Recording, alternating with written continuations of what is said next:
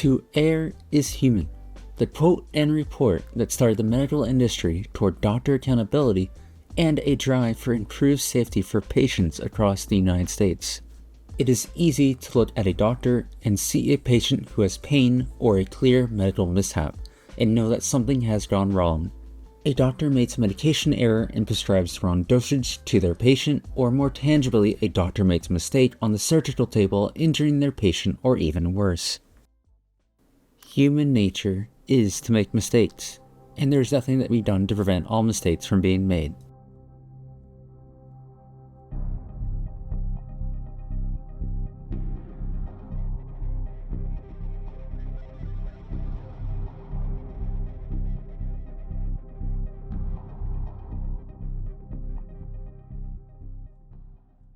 The report made back in 1999 was aimed at building up a system around the doctors that could catch these mistakes before they got too far, or create a structure around doctors that they no longer can be made. The three main goals aimed for was prevention, recognizing, and mitigating harm to patients. Computerizing prescription orders that can catch drug interactions or incorrect dosages, creating a surgical checklist for the operating room that sees a 47% decrease in mortality rate, or the creation of iPass for creating a standard for handing off patient care information when transferring patients to standardized transfers. So, we have tried to say, first and foremost, the most important thing is to have a culture that respects quality, safety, and how the patient experiences that.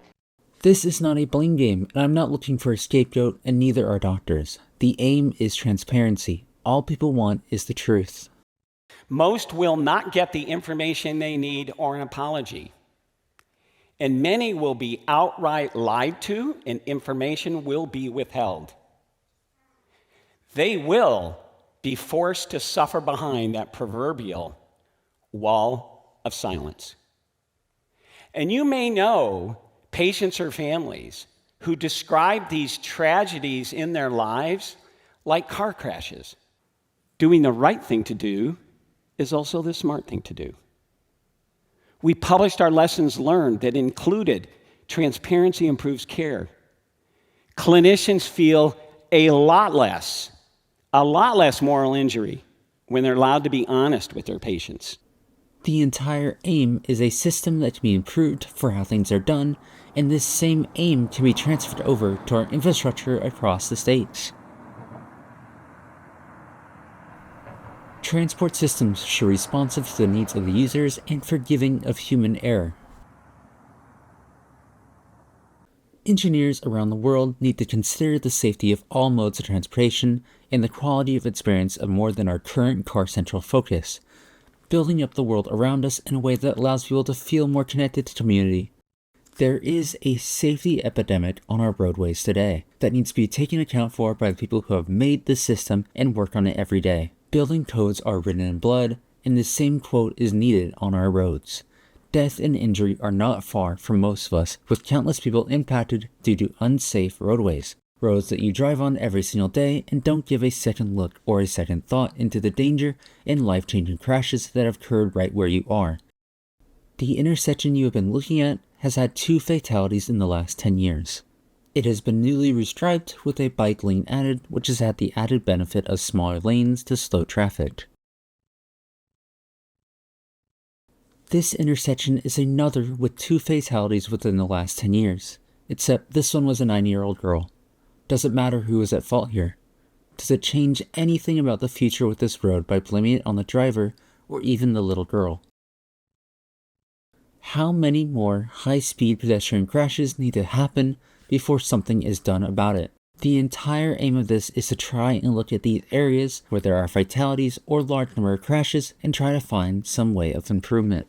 Drivers around the world are thrown into our current system that sees millions of injuries a year and sadly thousands of fatalities. A heartless and cold infrastructure that's sole goal is to move the most amount of people around in cars from point A to point B at the cost of safety and true daily usage. Intersections and roads are faceless with the roadway designers and cities behind them long gone or years into the next roadway project to keep up with the limited funding they have received.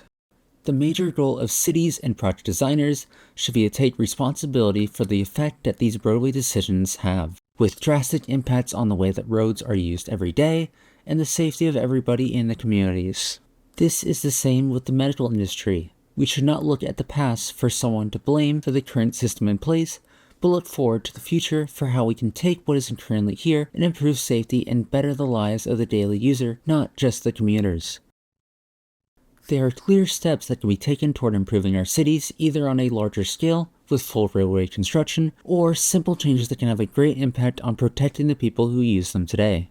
An excellent group looking towards this future is the Global Designing Cities Initiative, which has created multiple guides for how this can be put into place and has been around the world. The Global Designing Cities Initiative is a team of planners, engineers, and urban strategists with a mission to inspire a shift towards safe and sustainable cities.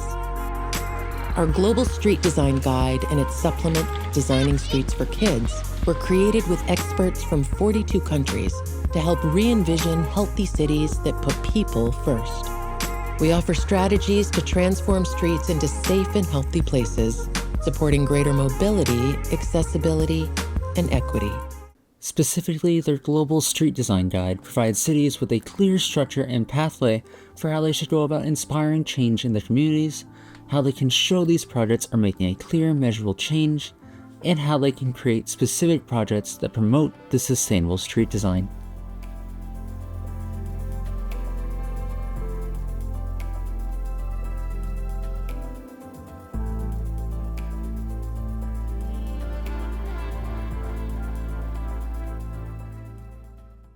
When we look where this is happening, we know that 90% of these fatalities are in our low and middle income countries. And who is affected most? It's actually more than 50% of the road traffic fatalities are our vulnerable users. So our pedestrians, our people on motorcycles, and our cyclists. The current system is built around the car. Long stretches of roads, encouraging drivers to speed, and discouraging pedestrians and bicyclists from being part of the community. Current steps being taken to help save more people's lives include vehicle safety, as well as how first responders are supported in the event of a crash. Over time, the everyday vehicles that we drive have become safer for the drivers in the case of a crash. Improved safety in car crashes due to improved airbag systems that won't kill or seriously injure women and children, as well as airbags on the side for one of the deadliest car crashes, a T-bone. Blind spot detection on newer cars that detect cars within the blind spot to prevent a lane change, and also looking into the future with automated driving systems that take the human out of the equation with the human incapabilities out of driving.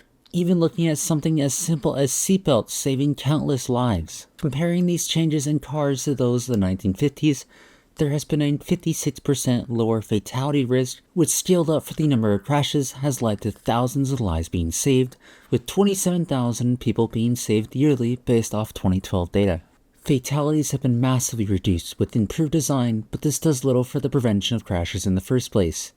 The roadway designs have been slower to catch up with the modern design of the car, and safety is not a one-avenue goal. A way to immediately help save more lives would be to provide first responders with the best possible tools that they can use to save countless more lives. First responders need equipment that they can rely upon, that they can easily use in an emergency with little preparation or learning, and that meets the demands of current first responders. Tools need to be able to be tested before being thrown into emergency to ensure their reliability and capabilities, while also providing responders with multiple tool sets at their use for whatever situation is thrown at them. These tools can range from 5G to provide the quickest communications, improved routing software to get responders to the scene in the quickest way possible, or smart chemical sensors that detect specific chemicals in the air from tanker crashes or house fires. These are all necessary things that need investment and research to improve. However, this is a bandage fits. It should not be normal for thousands of people to lose their lives every year due to poor roadway design. Relying upon the crashworthiness of vehicles to hopefully turn fatalities into injuries should not be the goal, and hoping that first responders can save every person is relying on the impossible. The first step towards changing a problem is to admit that there is something wrong being done in the first place. Accidents, except they aren't. 45% of fatalities on our roadway had either someone impaired by alcohol, someone speeding, or someone unrestrained. These are the human errors that need to be addressed. DUIs have been an issue impacting countless lives around the world, with ads targeting drunk driving. Sir, have you been drinking tonight? There's no way to hide it. If you ride drunk, you will get caught and you will get arrested. You knew the risks when you decided to drive drunk. There could be a crash. People could get hurt or killed. You could get arrested. But one thing's for sure, you were wrong when you said it was no big deal. Other things include the Every 15 Minutes program created by the CHP specifically aimed at junior high and high school students to show the impact of not taking driving seriously. Except this has seen little to no stopping of these situations from happening, with evidence even showing that there's no change to the actual behavior, just the attitude behind it. With this being a sad reality of a human error that simply telling someone to stop and trying to change their view on the impacts doesn't lead to actual change, many would assume the best course is punishment. Add more police to the area, sentence DUI offenders to harsher prison sentences, or increase fines for speeding. However, state patrol and traffic stops don't reduce motor vehicle-related fatalities. It is a retrospective act to punish the actions after the fact due to the way roads are built, encouraging dangerous behavior. The only thing police enforcement has been shown to have a marginal impact on is when they are placed in locations of hotspots for vehicle crashes. However, this is again another bandage fits on the larger scale issues with worse return on investments to actually fix what is causing the problem in the first place. Poor roadway design. The solution should not be to punish the behavior roads are encouraging drivers to do, but to remove the so-called hotspots. Money is the major controller of the transportation systems across the states. Cities are forced to limit where they spend money, and it's hard to justify new changes to a system that is already struggling to fund rehabilitation projects.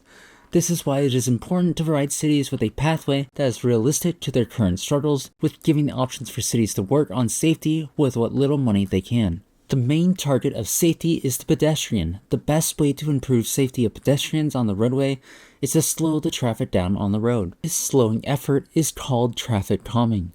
The aim is to use physical measures that actively slow down drivers, like speed bumps, or things that alter the mindset of drivers to feel less comfortable speeding. This is usually considered to be large-scale projects that completely change the landscape of a stretch of road. However, it doesn't have to be something so dramatic. Something as simple as adding trees along the side of a road or in a median can cause drivers to slow their speed by appearing to narrow the roadway without taking any of the road away itself. Other methods have already been seen implemented, such as giving some of the roadway space to businesses along the road, such as dining areas or seating using temporary barriers or large planters. This was most common just a few years ago when there was such a drastic decrease in the roadway traffic. Dangerous intersections can have small roundabouts placed in the center with no large-scale design changes needed for the intersection on local lower-speed roadways. These are the changes that need to be made, as reducing the speed limit does little to nothing on how fast drivers will go.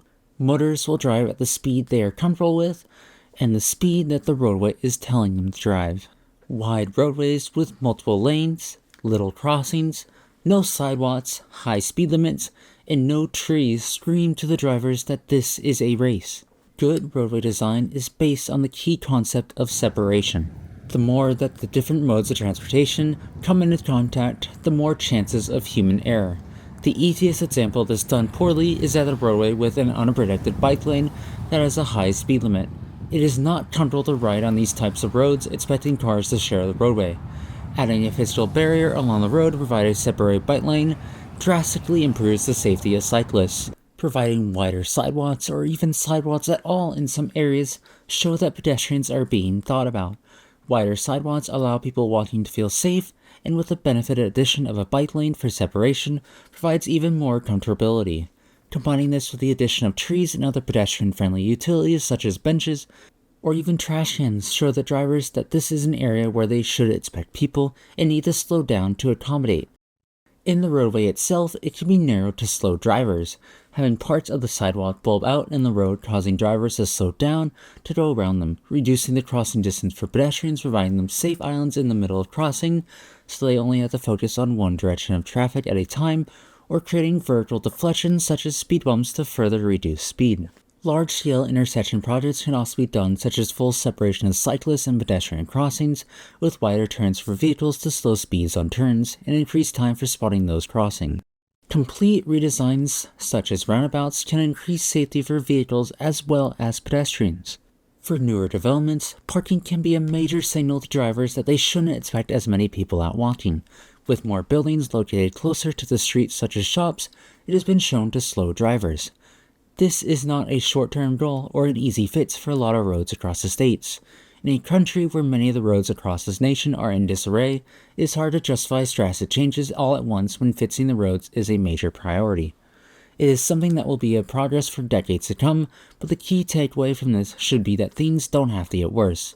More lanes won't fix the issues that are plaguing us, and not working toward improving our current roadway safety, let alone building new unsafe roads, will only lead to more deaths and injuries.